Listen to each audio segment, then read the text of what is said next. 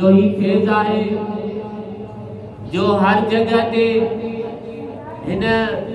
पाकिस्तान हिंदुस्तान में जेके असांजे मथन ते दिस्तारूं आहिनि या हर जगह ते मदरसा आहिनि कुरान मजीद जी तिलावत आहे या जेके मुराक़िबा कया था वञनि ही सब साईं जो फेज़ आहे। ही जेके शरीयत ते कामिल छो त नक्शबंदी उहो आहे जेको हर दौर में केतिरो बि माण्हू पोइते पइजी वञे दीन खां पर नक्शबंदी सिलसिले जो जेको हूंदो उहो अञा अॻिते उहो क़दम वधे थो दीन शरीयत खे अञा कामिल ऐं अकमल थींदो कामिल आहे पर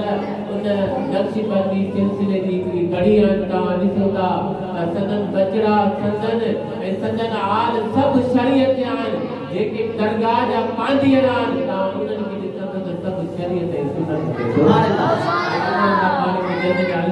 जो फेज़ आहे। बेशक प्यारा दोस्तों हिंदुस्तान में साईं शेख अब्दुल हक मुअद्दल देलवी रहमतुल्लाह अलैह जे दरबार में कोई माण्हू आयो इमाम रब्बानी मुजद्दिद अल-फिसानी खे अची ऐं जेका हुन शिकवा कई ऐं गिला कई साईं फरमाया त ख़ामोश रह क़ुरान खां फ़ैसिलो था वठो। वाह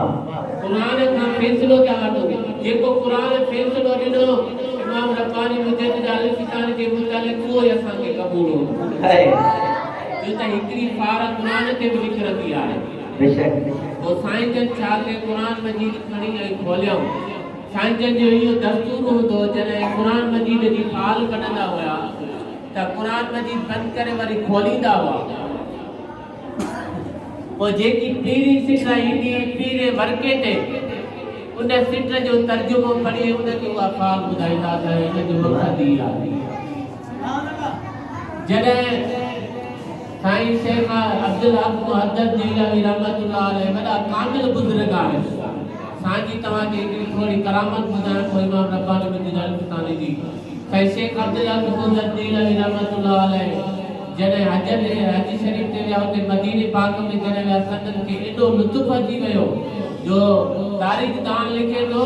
त साईं जन उमिरि खां बाद में हज करण खां बाद में साईं जन इरादो बदिलजी वियो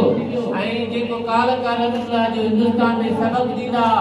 साईं मदीने वारे साईं जी रोज़े अल्लाह जे अॻियां हुन हुते जेको चंद तुलबा हुन जे अॻियां पंहिंजो दर्स शुरू कयो ऐं इहो पंहिंजो इरादो हिंदुस्तान अचण जो तर्क करे छॾियो। हिकु भेरे छा थियो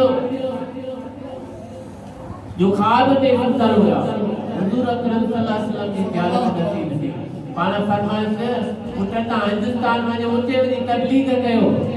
साईं शेख अब्दुल हक मुअद्दल देलवी रहमतुल्लाह अलैह जी अल्लाह जा प्यारा पैगंबर असांखे हिते एॾो सुकून थो अचे एॾो मज़ो थो अचे जो हिंदुस्तान में एॾो मज़ो नथो अचे निमाज़ पढ़ूं था तव्हांजी ज़ियारत कयूं था मां हिते ई मूंखे इजाज़त ॾियो त मां हिते दीन जी तालीम हिते ई तबलीग ऐं दर्स जेको आहे हदीस जो मां हिते ई पढ़ायो। पाण फरमायाऊं त पुट तूं उते वञ हिंदुस्तान तूं हिते रहंदे मां तोखे साल में ज़ियारत कराईंदुसि पर तूं हिंदुस्तान में मां